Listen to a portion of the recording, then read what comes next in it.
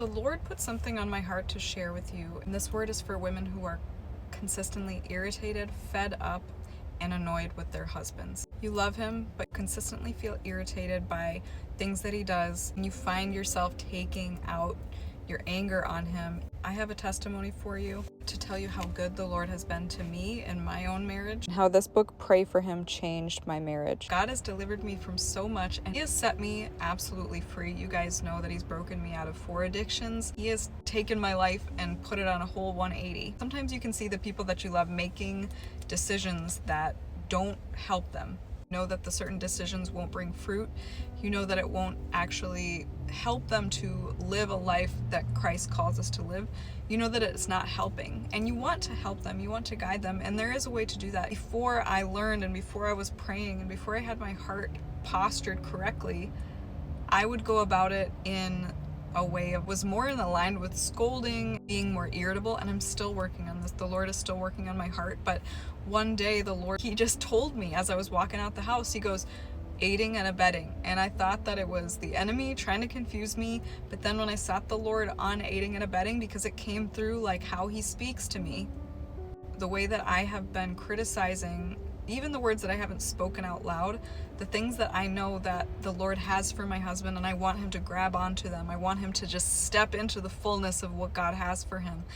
It's like I was so attached to that outcome in my own timeline that I was not able to see the goodness that is happening right here, right now. I think this revelation will bless so many of you. Heavenly Father, I ask that you handpick every single person that is coming across this word. I ask that you allow these words to be all of you, less of me. In Jesus' mighty name, amen. One thing that I realized by my own wisdom is that this annoyance, this irritability, this silent disdain that's coming out in my behavior, it's not a good look.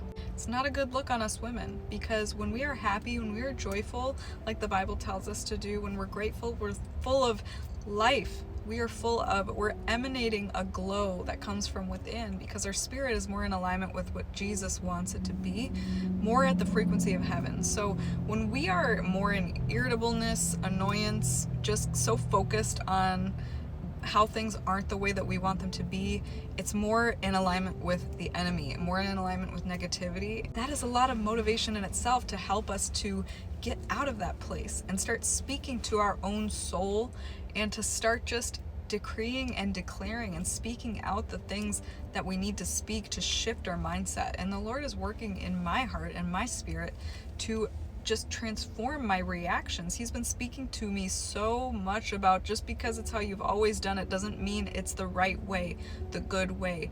Just because it's the way you've always thought doesn't make it right. And that means that the Lord is in the business of transforming and renewing our minds. He says so in Romans 12 verse 1. We need to get on board with that. You guys know that marriage is something that can build you up or it can break you down. And you are the other part of this marriage. Marriage is a gift, but we also know that it is a challenge that half of us will not be able to endure.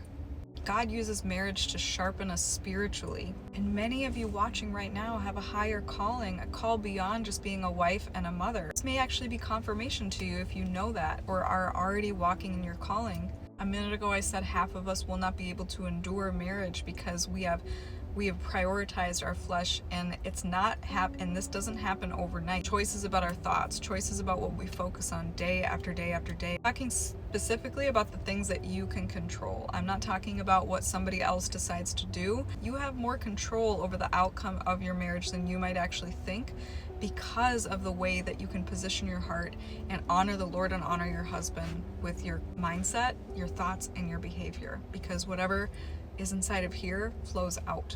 How do we actually go from the place where we're so fixated and focused on the mundane day to day, and you're so annoyed and you're so fixated on everything that this person does to frustrate you that it's really hard to get into a place of appreciation, gratitude, and just a better place in your mindset around marriage and towards your spouse? How do we get there? So I've got 3 things for you that God taught me along the way that has transformed my marriage. The first one is to zoom out. If you focus on the day-to-day, looking at it with a magnifying glass, analyzing every little thing, this may not resonate with everybody, but for me, I'm an analytical person. I like to make sense of why things happen. I like to make decisions and designations and put things in boxes based on repeating pattern. I think that can be a strength, But in marriage, sometimes it can be a negative thing if you fixate on it and assign too much meaning to it. One mistake that a lot of women make is if a husband keeps doing something that they've expressed that they don't like or don't appreciate or prefer they don't do, they start to take it as like they don't love me enough if they continue to do that thing. Let me be the one to tell you that the enemy can use your thoughts against you to get you to believe and put you down a toxic path and put cracks in the foundation of your relationship, your marriage. The Lord revealed to me was that we needed to think about it more as a marathon and ask for my daily bread instead of zooming in and focusing so much on the day-to-day and just all the little things that I didn't like. I had to zoom out and look at things from more of a macroscopic lens, view it as a journey. Second is to reflect on 3 things that you love about him right now. And this is a reframe. Gratitude is rooted in the Lord, in God's word. In the New Testament, it says, be grateful in all circumstances, pray on every occasion, be joyful all the time. Give praise to the Lord, for he is good. His love endures forever. Domino effect of focusing on this. If you can do this every day, like maybe you've been fixating on the negative every day, you can start to rewire the way that you're thinking and your perspective, your mindset towards the man that you marry. You start to give a positivity bias instead of a negativity one. This takes diligence, just like any other mental exercise, looking at things more positively and saying no to the negative thoughts.